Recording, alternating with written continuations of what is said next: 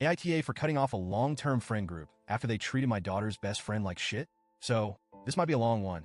Reddit, I really need some perspective because I feel like I'm losing my mind over what happened last weekend. It's been eating away at me, and I need to know, am I in the wrong here, or did I have every right to do what I did? First off, let me set the scene a bit. My husband, Keith, and I have been close friends with this group of people for over a decade, like 12 years, which feels like a lifetime when you're raising kids. We met Cindy and John when our oldest was about 4, and our younger ones were still in diapers. You know how it goes. You meet through your kids, the kids become friends, and suddenly you're spending every weekend together. Cindy and John were always easygoing. We'd have BBQs, and they'd bring their 2 girls, sweet little things, one's 9 now, the other's 5.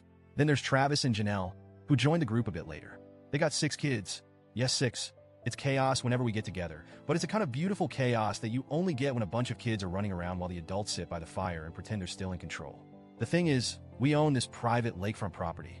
It's not huge, but it's enough to feel like a retreat, and every summer, we've opened it up to the group for weekends, sometimes even weeks at a time. The kids love it, we love it. It's a great escape from the daily grind. Normally, summers are our favorite time of year because it's when we can just be together, relax, and let the kids run wild. But this summer has been different. My 14-year-old daughter, who we'll call Emily, has had a rough go of it the last few years. She's always been a little on the shy side, a little socially awkward, and middle school was hell for her. I won't go into too many details, but the bullying got so bad that at one point, Keith and I were genuinely terrified for her mental health. We had to pull her out of school for a bit and get her into therapy. She was in such a dark place, and we felt utterly helpless. As parents, you want to fix things for your kids, but sometimes you just can't. It was heartbreaking to watch her lose her light, and I was terrified that we were losing her too. That's where Hannah comes in. Hannah's been Emily's best friend for about a year now. She's the kind of kid who's had to grow up way too fast. Her parents are addicts, so she's basically had to learn to fend for herself. She doesn't really have anyone looking out for her, and because of that, she's kind of rough around the edges. She's not great with social cues, and to be honest, she doesn't really dress in a way most people would consider appropriate for a 14-year-old. Her clothes are often too small, too tight, and sometimes a little too revealing. But it's not because she's trying to be provocative or anything. It's just all she has. And honestly, who's teaching her otherwise? Despite everything Hannah's been through, she's a good kid. She's sweet, respectful, and always eager to help. She calls me Mom, and it warms my heart every time. But the thing I'm most grateful for is what she's done for Emily. Since Hannah came into her life, Emily has changed. She's opened up, she's smiling again. She's engaging with the world in a way I hadn't seen in years. For the first time in so long, I feel like I have my daughter back, and I owe a lot of that to Hannah. So yes, I'm very protective of this girl. She's practically family at this point. Now, here's where things started to go wrong. Last weekend, we were hosting one of our regular summer get-togethers at the lake house. The usual crew was there: Cindy, John, Travis, Janelle, and all the kids. It was one of those lazy Saturdays where everything seemed perfect. We had a bonfire going, the kids were playing music and dancing, and the adults were sitting around the fire, sipping beers and talking about life.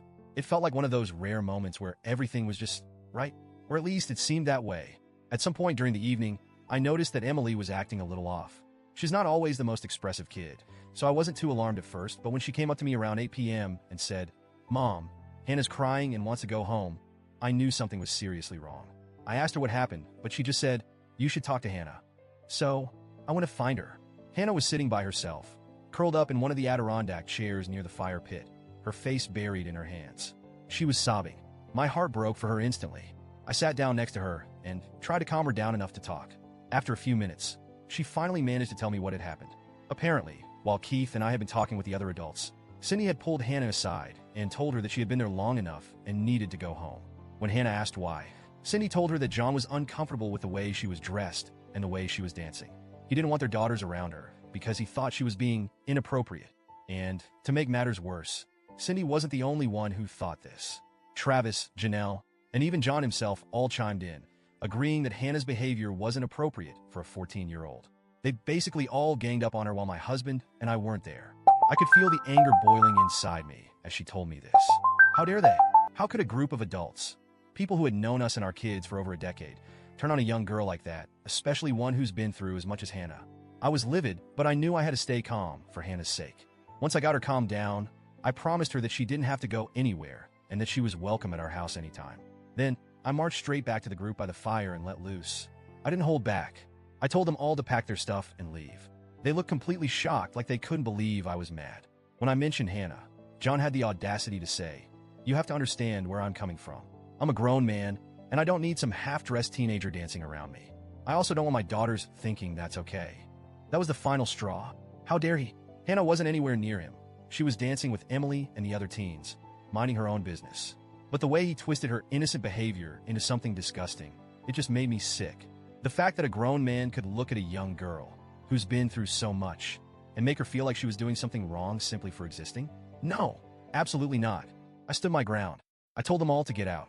Sydney tried to reason with me, saying their kids were asleep in the tents and that they had a long drive ahead of them. But I didn't care. I wasn't going to let them stay another minute on my property after what they had done. They ended up packing up and leaving, but not without some muttered comments about how I was overreacting. Maybe I was. I don't know. All I know is that I couldn't sit by and let them make Hannah feel like she didn't belong.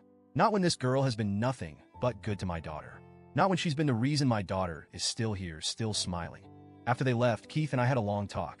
He agrees that they were out of line, but he thinks I might have been too quick to cut them off like that. He thinks maybe we should have had a conversation, worked it out, and tried to understand where they were coming from. But honestly, I don't think I could have handled it any differently. They attacked a child. They made her feel unsafe and unwelcome in what should have been a safe space. How could I ever forgive that? So, Reddit, am I the asshole for kicking them out and cutting ties with the group over this? Or did I do the right thing by standing up for Hannah?